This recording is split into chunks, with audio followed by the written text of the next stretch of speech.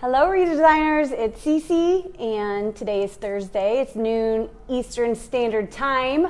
I'm going to be on here every Thursday at noon EST showing you all kinds of fun things with Redesign with Prima and Prima marketing products. Today we are starting a set of end tables, and basically we're going to redesign with Prima the heck out of these end tables, and we're going to start today. And then next week we'll do some more, and the following week we'll do some more. So this is going to be about a month-long project of step-by-step using Redesign with Prima products. That way you can see what order. I get a lot of questions, well, do I put on molds first, then paint, or wax, then seal, and all this. I get a lot of questions about the order that you should be doing these steps in. And although there's more than one way and more than one order that you can do them in, this is just going to be one way, and the way that I typically do it that works for me. So first I'll start off and I will show you the end tables. They are right here, so that's one of them, but there's two little guys just like that. And basically to prep these pieces, they were like an MDF material with a weird coating. I don't even know, not lacquer, not plastic, not laminate, I don't know what it was. But so I had to use an adhesion primer on the surface of my tables. 2 coats, let dry overnight. I personally use Slick Stick from Dixie Belle, but you can use any adhesion primer that you prefer. Oh, and I don't see any comments or anything. I hope that's not an issue, but let me know if you can't hear me, because I'm using a microphone today. So if for some reason you can't hear me, let me know and I'll try to figure something else out. But anyways, those are our end tables. They're primed, ready to go. Our next step is to add some moldings, which I'm going to be adding to the drawer faces. So let me try to get one of these drawers out of here real quick. Well, oh, here's one. So we're going to be adding some moldings to these drawer faces, okay? One on each end table. But I'm also going to show you, or tell you, and show you multiple ways to create molds and different materials that you can use to do so. And we'll walk through how to, okay, great, sound is good. Okay, perfect. So we'll walk through different materials that people like to make molds with. Everybody has their preference. I prefer resin. Sometimes I use hot glue. I don't mind the air dry clay, but my first go-to is the resin, and if I'm out of resin, then I'll occasionally use hot glue. But we'll go through all of those here in a minute. So first, we chose our molds. So I think, let me just make sure mine fits here, because I didn't really get a chance to do that yet. So I'm going to try to use these molds right here for the center of my drawer, and then drill through them sort of like a keyhole or a back plate. They might be a little big, so we're going to cross that bridge when we get there. If they're too big, then we'll use these right here in place of those. And then I'm going to put these little scrolly dudes on the side. So this one is called Lowell Lattice. It's a Redesign with Prima silicone mold.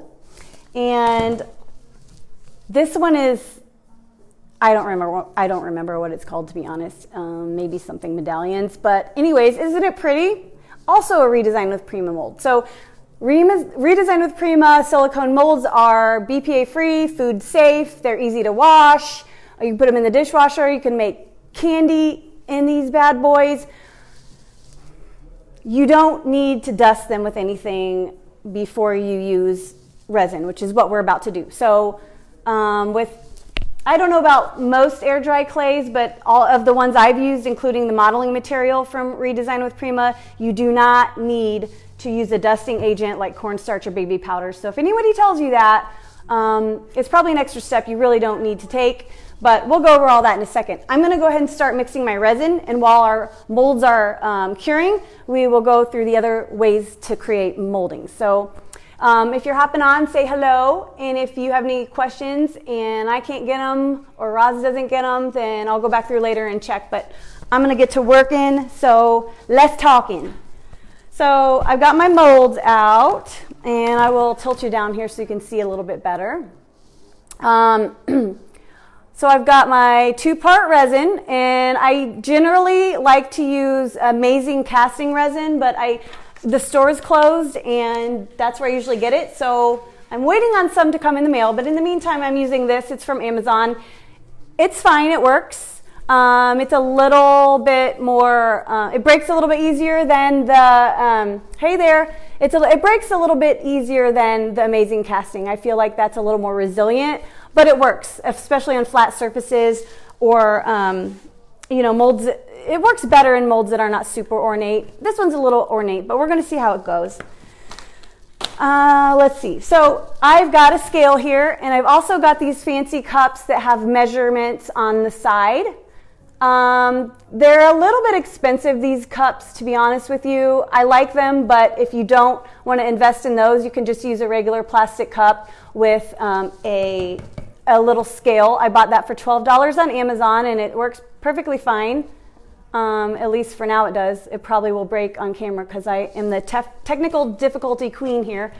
So I've got my resin, I've got my molds. I laid down some paper underneath because I'm pretty messy when it comes to using resin or anything in the world, really.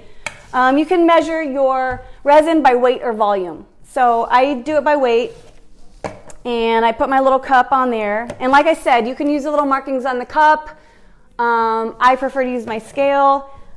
I'm just going to turn it on with the cup on it and set it to 0 or tare, whichever you want to, it's called tare, but set it to 0 if you don't know what tare means.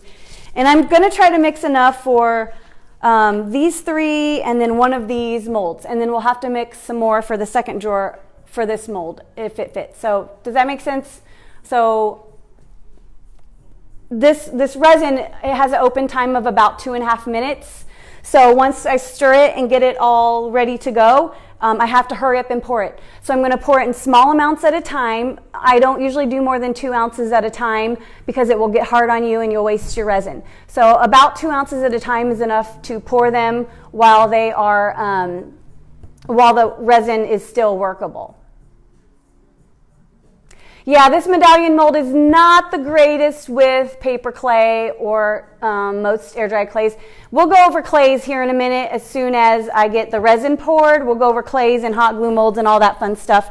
Let me just grab a little stir stick here. And, okay, so I'm going to pour about 1 ounce of each part. So I'm going to start with part A, and I'm going to pour about 1 ounce. As close as I can to 1 ounce. Well, heck, let's just do 1.5 just for S and G so we don't run out. Okay, so I got 1.52. Now, the other day somebody asked me why don't I just pour it until 3, which is twice of 1.52. Well, in chemistry class, I learned that you reset it to 0. That way you can be the most accurate. And I'm not the best at math. So you can do the math if you want and get equal parts of A and B, or you can just set it back to 0 and measure each one individually, if that makes sense. So I'm trying to get to 1.5 as close as possible. And I got 1.55, so I'm happy with that. I'm good with that. So I have got to start mixing my resin before it sets up. So you want to mix it very, very well. It's pretty easy to do so in small amounts like this, but you want to make sure you scrape the sides of your container. You want to make sure you scrape the bottom of your container. You want to have parts A and B of the resin mixed very, very thoroughly. Yes, tare is the weight of the empty container or whatever you set on here. If you set it back to 0, that way it doesn't weigh the container. Or, the part A that's already in there, and I can measure part B on its own. So we're going back to chemistry class here, which was not my favorite. So it might have been you that said that. I don't remember. Somebody said that, and I don't remember if I answered it or not, but that's the reason. It's just I just learned that way, and I'm bad at math. So if I come up with 1.59, I don't know how to times that by 2 because I'm terrible at math. So we're going to start with the more intricate mold first and pour it low and slow. And as you can see, it just kind of starts to fill up all the cavity of the mold. The reason I'm starting with the more intricate one is because the resin gets hard, starts to cure as we're pouring. And if we start with the more intricate ones first, it has time, it's fluid enough to pour into those cavities. So we're going to go ahead and do this one in case we end up needing it. I may have not made enough resin here, but that's okay because we're going to have to do a second pour anyways for the second drawer. Okay, so low and slow pour so it fills up. You want to get it as level as possible. If you don't get it as we may have made the perfect amount. Perfect. Oh my gosh, I couldn't have measured that any more perfectly. So if you overflow a little bit or you don't get it level and overflows, it's okay. I take a transfer stick and you just want to scrape it across the back to get it as level as you can. And then we'll clean up the edges after that's all cured with a knife. We'll clean those up. So just try to get it as level as possible. That one looks pretty good. I'm going to go ahead and leave it alone. That one looks, dare I say, rather perfect. So, okay, so we're going to let these set up real quick. And we are going to go over some other different ways to cast moldings. So we've got some more Redesign with Prima molds here. Move these out of the way gently. And these will only take about 10 minutes to set up, maybe even not that long. It's a quick setting resin, and these are pretty shallow molds, so they don't take super long to set up. Okay, so I've got some keyholes and keys here. Love me some keyholes. I've got a newer mold called Royal Emblem. It's got these lions and that fun crest heart with wing type thing in the middle. That's fun. And one little tip, I always throw away the packaging, the cellophane wrapping, and I keep these just so that I can store them and I can kind of flip through them and see which mold is which and the names of them. Another thing you can do is write on the back in permanent marker the name of your mold so that you can pitch these if you want. But I like to keep these little cardboard things with the name on them. So for organizational purposes, but you know, I'm no expert at organization, so that's just what I do.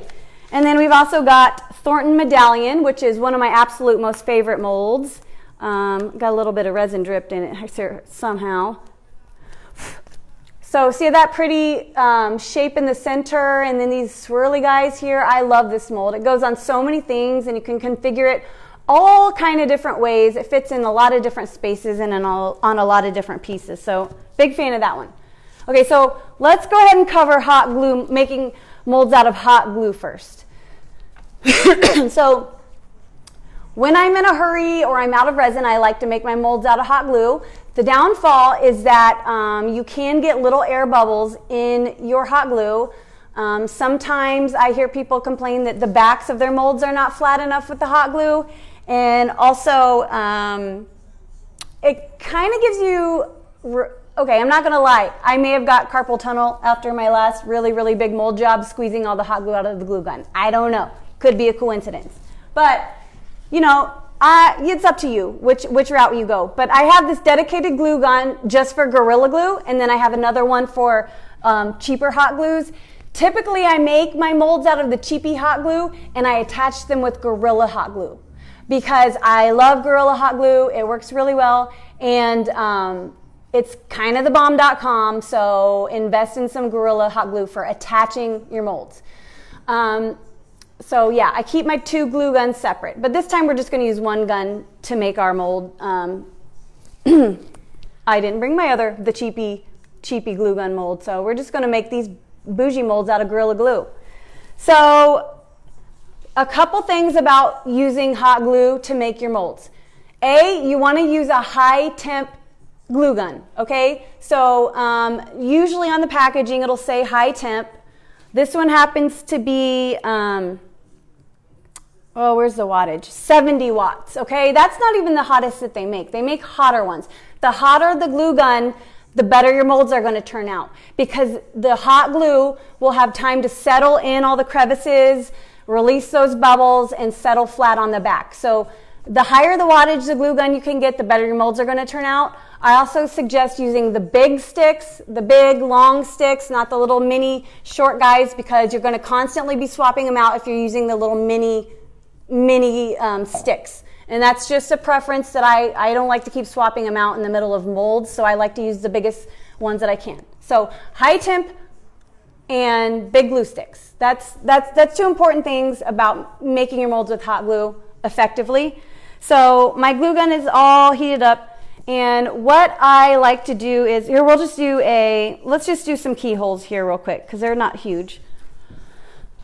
I like to stick the nozzle way down into the cavity, basically touching the bottom of my mold, and I just start to squeeze, and you see how it's like just filling up from the bottom up? That really helps to eliminate a lot of those bubbles, air bubbles that get in there. So start from the bottom and squeeze and let it kind of fill up on its own.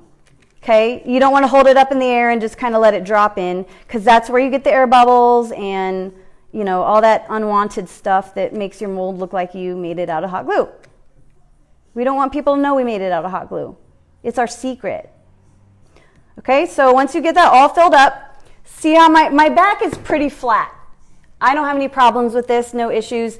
Somebody said on another live in the comments that they take another mold, set it flat on the back and put it in the fridge or the freezer until it's cooled off, and then they peel the top mold off and they have a flat back. That sounds like it makes sense. It might work, probably does, but you know, I use the high temp, so I don't need to do that. My molds turn out okay. Give it a little slap while it's still setting up to get some of those air bubbles out.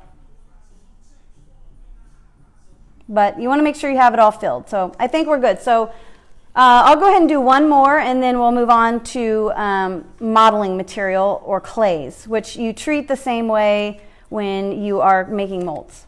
Okay, so I got my nozzle pressed way down in that mold, touching the bottom, flooring it, I guess you could say. And I'm just squeezing and letting the glue fill up the mold on its own. You can guide it a little bit with the nozzle if you need to, but it should fill up on its own if your glue is hot enough. Okay, so that is, and I got another nice flat back. No lumps, minimal air bubbles, voila. Okay, so that's hot glue molds. Okay, so we're gonna let those set up. The next type of molds we're gonna go over is air dry clays and modeling material. So modeling material is a clay, like a clay or putty almost, from Redesign with Prima. It comes in these little guys here, little cute containers, or you can get a big, I think 2-pound bucket as well. I've had the same 2-pound bucket for almost a year. So, and I make a lot of molds, so it's a good size. These are pretty efficient for most projects. The little, how many ounces are there? 3.5 ounces times 2. So these little, it looks kind of like Play-Doh cups, doesn't it? Play-Doh. So the modeling material is super easy to use, and like I said, with the clay, air dry clays, paper clay, modeling material, you don't need to starch or baby powder or dust your molds with anything. There's silicone. Whatever you put in there is going to pop or peel right out unless it's silicone. Don't use silicone for your molds. That's a bad idea. I've seen people use caulk. Not a fan. Definitely don't use silicone. Air dry clay or modeling material if you want to go this kind of route. So I just pull off a chunk that I want to use, make sure the inside of my mold is rather clean, and then I just kind of press it in.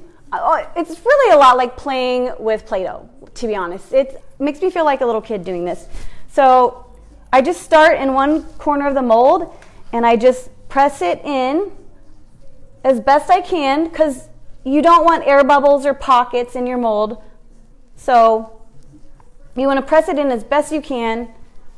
And don't worry about the back just yet. We're right now trying to make sure that we have filled up our entire cavity before we go cleaning up the back. I need some more.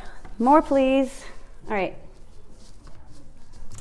I can't wait to show you how pretty this mold is when we pull it out. I love this mold. Thornton medallion. So I'm pressing it in. And making sure it's all full, so that will take just a minute. Now, when you're done pressing in your molds with the modeling material, you want to let it set in the mold for about an hour. So you need to time when you're going to need these molds. So if you're not ready for the mold, don't make them yet. You can, it's just a little more difficult and they're not pliable. So if you want to pre-make your molds, if they're going on a flat surface, you can pre-make them by making them just like we are now, pressing the clay into the design, and then you're going to need to set something flat on top of it to keep it from curling up. Because as this dries, it will start to curl up around the edges, and it'll shrink a little bit, and there could possibly be a little bit of cracking, which is a pretty easy fix with a little bit of paint or a little dab of extra clay. But we're going to go ahead and start leveling this out, getting the excess off of the back and filling up the very last of the cavity here. When I use the modeling material, I'm A, not in a hurry. B, I usually use it on smaller pieces like a flower or a keyhole or something like that. I don't use it on trims because of the shrinking and possible cracking. I use it on things that if they shrink a little bit, it will not really be noticeable or make a difference. The modeling material is paintable. It dries hard. It's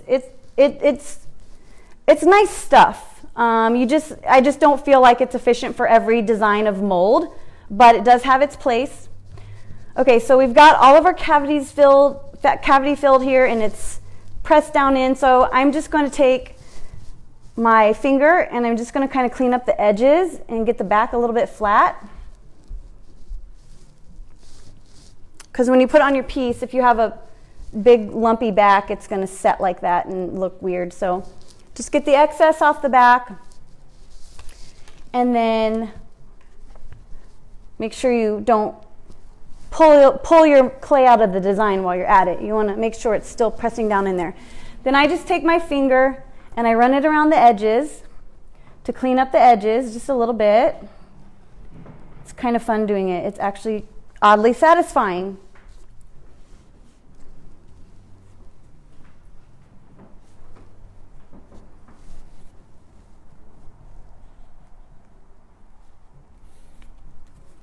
Okay, so like I said, you want to time your molds about an hour before you're ready to put them on. So I'd have your piece ready to go. Give yourself an hour. Fill up your molds just like we did now. And you want to let this molding sit in here for an hour to where it's starting to dry, but it's not completely dry, and it's not completely wet. That way it would still be pliable, but it's dry enough to where it doesn't just fall apart on you. And yeah, about an hour. So that's our modeling material molding. So yes, you want to let it sit for an hour before you're going to use it. I'm not really going to use this, so we're going to go ahead and try to peel it out so you can see it. If we can do it without it falling apart. So when you're peeling them out, I usually like to take the back and just kind of start peeling up and let the mold kind of fall out on its own. I might have picked the wrong one to take out immediately, but don't do what I did. Let it sit an hour. After you take it out, after that hour, you want to put it on your piece. So a little bit of glue. I like to use Tight Bond wood glue or Gorilla wood glue. You want to put it on your piece and tape it in place, especially if your piece has curves or you're going around any sort of bow front or curved front or face or anything like that. See how it's still pliable? Excuse me, throat's getting dry. So there's the detail with the modeling material. So obviously you want to take a knife and clean up the edges or with your fingernail or whatever, but that's the pretty detail you get with the modeling material. It's very nice, especially, you know, when you press it down in there and make sure you don't get bubbles. So like I said, you want to tape it onto your piece in place with some painter's tape or masking tape and let it dry overnight in place, okay? So overnight, if you wait at least 24 hours, the shrinking and cracking that may occur will be done. If you need to touch up a little crack or something like that, you can just take another little piece of modeling material like this and just fill in your crack like you would with a wood putty. So let it dry on your piece overnight before you paint it and all that jazz. And that will help with the cracking, shrinking, and problems later down the road. So I think that we can go ahead and peel out our hot glue molds, and I'll show you those.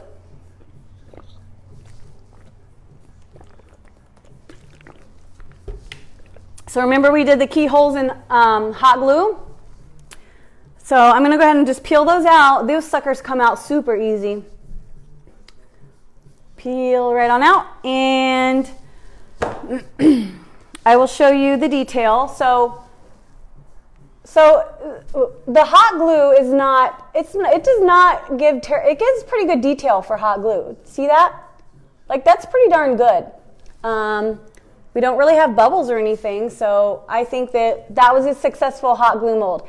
See all these raggedy edges from the overflow and stuff like that? All we got to do is take a sharp knife, and you can, sometimes you can even use your fingernail with the hot glue, but I prefer to take a sharp knife, and sharp is the key word, and go around and just clean up those edges. Get rid of any of those glue strings, anything like that. So with hot glue molds, I attach hot glue molds with hot glue, Gorilla Hot Glue. And I like to do so to a sanded surface, or if it's not a surface that's sandable, like my end tables that I showed you at the beginning here we're working with, I use an adhesion primer on my tables. So I either stick to a sanded surface or an adhesion primer. I don't feel comfortable sticking molds to paint. You're more than welcome to do that if you wish. I know several people that do that, but I don't. I go for longevity when I'm creating my pieces. So every decision that I make is based on, is this going to last? So I don't like to glue molds to paint, because if that paint fails, then my molds fail also. So I like to do it to sanded wood surface or to an adhesion primer that I trust. Another thing you can do with the hot glue molds is you can shoot a couple little tiny screws through them into your piece. If you're not really confident that they're adhering very well, you can shoot a couple screws through them in addition to the glue. And since they're made out of hot glue and they're sort of rubbery almost, the screw head kind of just disappears into the hot glue. It's pretty neat.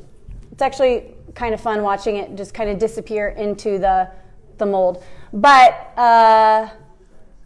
the hot glue molds are paintable. They hold paint just fine. A lot of people ask, does hot glue stick to the molds? And it absolutely does. It actually sticks really well. So there is hot glue. And I've never tried to adhere them with the wood glue or anything like that. I like to use the Gorilla Hot Glue because when you put it on the back of your piece, it kind of melts together with the mold so that it's grabbing onto it and holding it securely in place. So that's what I use with the hot glue molds. So next, we're going to go ahead and peel out our resin molds that we poured first. I'll go ahead and start. Okay, I'm going to start with this one. I'm really nervous about it, you guys. It turned out almost perfectly looking, and I'm afraid I'm going to break it. There's not, with the air dry clay, there's not really a way to prevent cracking or drying. It just kind of comes with the territory when you're using clays. So like I said, if it's a trim piece or a very ornate piece, I don't use clays because cracking and shrinking would be detrimental to my mold.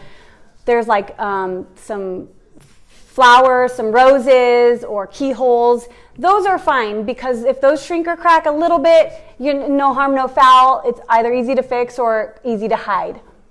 So, yeah. Okay, sorry, I'm looking for any questions real quick. Okay, hopefully I'm, okay. Yes, resin is definitely my preference, but sometimes I run out of it, so then I use hot glue. Okay, so here we go. Throat. I'm going to start peeling this bad boy out all kinds of slow because I really don't want to crack it. If I break it, it's okay. I can glue it back together on the piece, but I feel like a failure when I break them, so I try not to. It's not as satisfying when they break. So I just peel real slow and gentle. This mold right here that we're doing, to be 100% honest, is one of the hardest molds that I've found to cast. This and Hollybrook Ironworks are one of the most difficult molds to cast because of the intricacy and how thin all of the little parts to the design are. But I'm not going to speak too soon. But I think we might have a success. Okay, so this is our resin mold, the medallion. It's basically perfect. The resin gets down in there in the little grooves and it self-levels, so you get a nice flat back. That is why I prefer the resin. It's just like, it just creates a basically flawless mold. However, if you get a little bit of overflow around, see this little part right here, how I've got a little bit of extra? I just gently take my knife and just kind of run it along the edges to scrape off the little overflow areas. And this one's pretty good. So I don't have a whole lot to clean up on this mold. Now we got to see if it's even going to fit on our drawer front, because I totally just threw caution to the wind, and I'm hoping it fits. We're about to find out. So let's see. This is our drawer front, and this is our mold. So what do you think? Think I can make that work? I think I can make that work. So that's going to go right in the center. Let's pull out our other molds and then we'll attach them. I attach, like I said, I prefer to attach to a sanded wood surface or a primed surface. And I like to use Gorilla Hot Glue with my resin molds. I'm a huge fan of Gorilla Hot Glue. It's super strong. I believe in it 100% because I've used it to attach molds that I then had to remove because I made a mistake, and it was really, really difficult to remove that mold. So after that point, I was just like sold on the Gorilla Hot Glue. So that is my suggestion. It's not a whole lot more expensive than regular cheapy hot glue.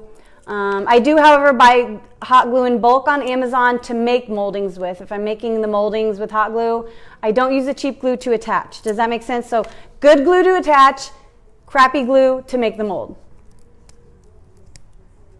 I don't mean crappy, I mean like bulk. Economy glue, okay, will be nice. So see how this one, I overflowed it a little bit and then I took my scraper and I leveled it off. That's okay. We'll just use our knife to clean up those edges once we pop them out. So I'm going to be real careful here. I'm going to start with this middle piece, which I don't think we're going to end up using this piece right here because this piece is going to fit on our draw. So I'm not going to use this, but I am going to keep it because I can always use it later. But these little swirly guys here, they're going to go on either side of our medallion. So I want to be real gentle and try not to crack those as best I can.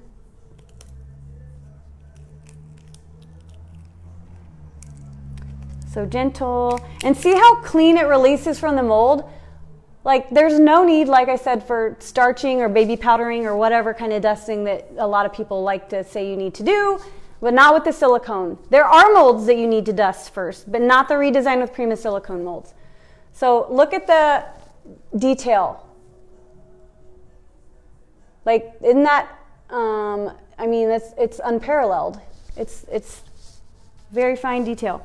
So we'll pop this other one out, get to attaching, and then we'll be done with this session. Our next Thursday, we will move on to some other Redesign products that we are Primaing up our end tables with. So make sure you tune in next Thursday to see our progress and make some progress on our end tables. All right, so I'm breaking off the big pieces from the edge. Just carefully, because you don't want to break off anything important. And then I'm going to take my knife and go around the edges and get the, you know, a little bit finer, fine-tuning my edges, getting the little tiny pieces off that don't belong.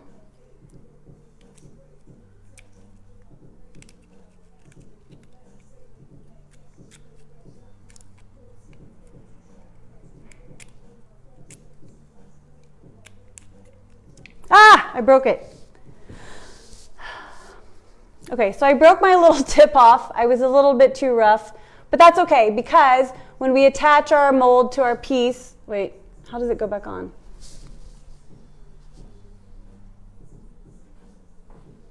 Well, oh, right here. When we attach our mold to our piece, we will just glue it right next to it and it will fit like a puzzle and no one will ever be the wiser, okay?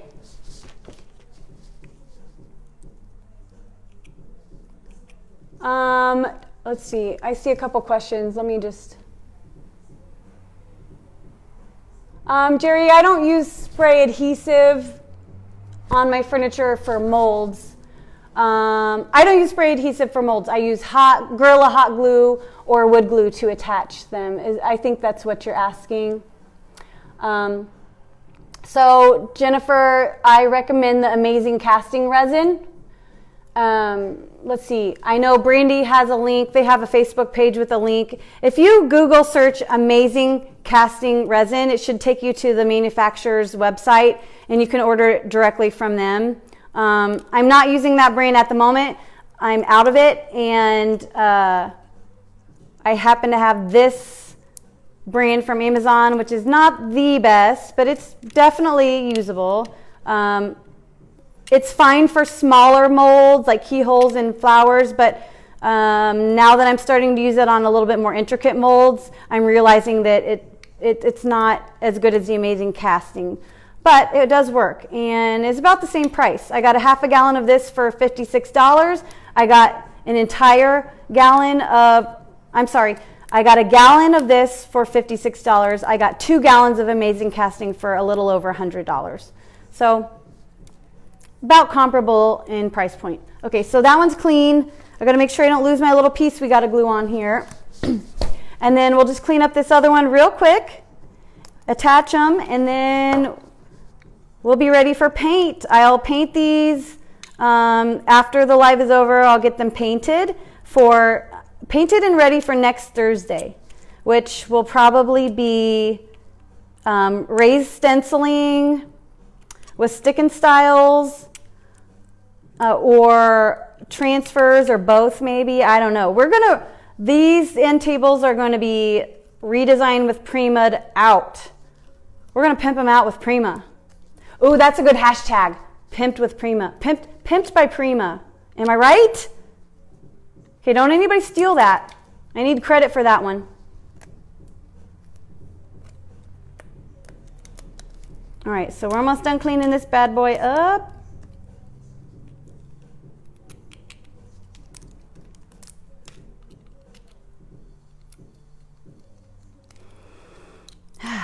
Ooh. Yeah, Jerry, I don't put my molds directly on the paint. So I will take a sandpaper. If the surface is wood and I haven't already sanded it, I take some sandpaper and I sand the area where my molds are going to go and then wipe it down.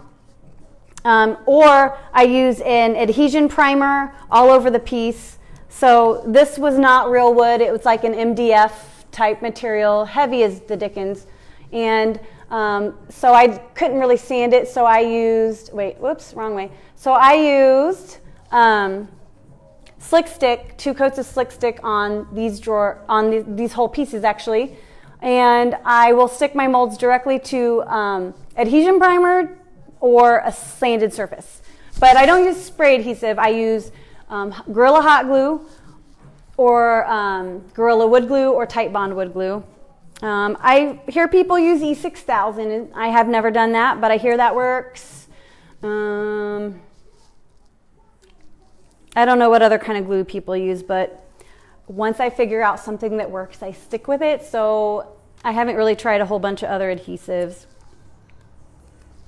Okay, so this guy is all cleaned up. So now we've got our middle piece.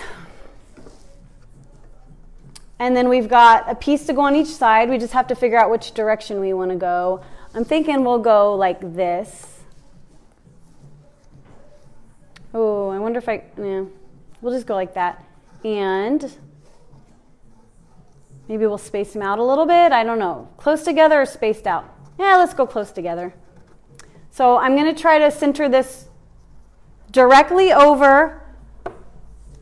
I'm going to try to get the center of this directly over my pre-existing hole for my knob, as I'm going to use this for a back plate. You can drill into the resin, the modeling material, and the hot glue. You can drill into all of those. So that helps. Okay, so I'm going to go ahead and grab my Gorilla hot glue. And when you are Gorilla hot gluing these two-piece, you've got to work a little bit fast because the glue starts to set up really quickly.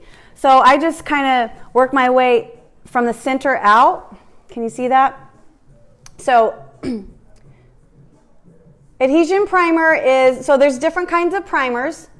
Some primers block stains, odors, bleed through, and some primers are for adhesion. So they're for surfaces that do not take paint well, and they make a nice grabby surface for your paint and other things to stick. So I've never found a primer that was an adhesion and stain blocking primer in one. I'm sure there probably is one that claims to do that. But I'm very picky about my primers. I find that most of them claim to do things that they don't actually do. Slick Stick from Dixie Belle is what I use, and I am totally confident in it as an adhesion primer. So if you're trying to decide which primer to use, you first want to look at your piece and say, well, what is it made out of? If it is made out of wood, chances are you probably don't need a primer unless it's a bleeder like mahogany or cedar or knotty pine, some oaks, redwood. All of those are considered bleeders. And what will happen is when you paint your piece, sometimes the bleed through will start to show up then, and sometimes it doesn't happen until you're sealing your piece. And that's the real kick in the butt, because then you're almost done and then it starts to show all these splotchy stains through it. In that case, you would have needed to use a stain blocking primer, like Boss or I don't really like any of the other ones I've ever used, to be honest. Shellac, oil-based shellac will help block stains. But an adhesion primer is for a non-wood or non-porous surface. So plastic, laminate, MDF, pressed wood, mirror, glass, anything that's not wood is you're going to want to use an adhesion primer so your paint doesn't just flake off and scratch off when you're done. Does that make sense? It helps your paint to stick and last longer. So these were MDF. I put an adhesion primer on them. So like I said, when I stick my molds to a surface, I like it to be sanded wood or adhesion primered surface. Does that make sense? Okay, so got our centerpiece on, and like I said, I'm going to drill right through that sucker and put a knob in there. So no big deal. It will be just fine. And it's on there really well with my Gorilla Glue. And it's going to take my paint. I'm pretty sure I got it centered. I hope I did. You want to be careful with your hot glue. If you put too much on the back, it'll squeeze out in your little crevices. And I try to avoid that, but I don't know if you can see that little squeeze of hot glue that kind of squirted out. Well, that's a bummer. But I can just take a knife and go through and clean that up later before I paint. So it's really not a huge deal. Okay, so we got 2 pieces left to apply. 3 if you count the little guy that I broke off. So 1, 2, and then 3. Let's see. Let's kind of figure out. We were going to go this. No, we were going to go this way. We're going to go this way with it. Snug up to the medallion and right in between those inset lines on the drawer face. So let's see. I'm going to put this one on my left on first. So I got my Gorilla hot glue. I'm just going to squeeze it on the back as kind of fast. I want to be pretty accurate and get all the little pieces that kind of hang off so that they stick. But you got to kind of work quick because, like I said, the hot glue sticks sets up real quick. And if it sets up, then it won't stick. Careful not to burn yourself. I do it on a daily basis, but you know. Okay, and you will get hot glue strings, but that's no big deal. You just pull them off. Definitely don't want them in your paint. That's hideous. All right, so I just make sure that it's flat up against my surface and it's secure. And now I've got to, what did I do with that little piece that broke off? I think that goes on, oh yeah, that goes on this side. So I'm gonna go ahead and attach my big piece, symmetrical to this one, and then I'll attach my little piece that I broke off. If you want your molds a different color, there's a few ways that you can do that. What I do is, so obviously as you see, I'm attaching my molds before I paint. And then I'm gonna paint the whole piece. If I want my molds a different color, after I paint the whole piece with the molds on it, I take a small artist brush and I use either paint or most likely decor wax to paint them a different color or a metallic or whatever. You can pre-paint your molds before you attach them to the piece. You can definitely do that. Personally, I don't, because I don't like to stick molds to paint. I don't trust it. I don't feel comfortable sticking molds to paint, but people do it all the time, so it is possible, and you know, that's an option too.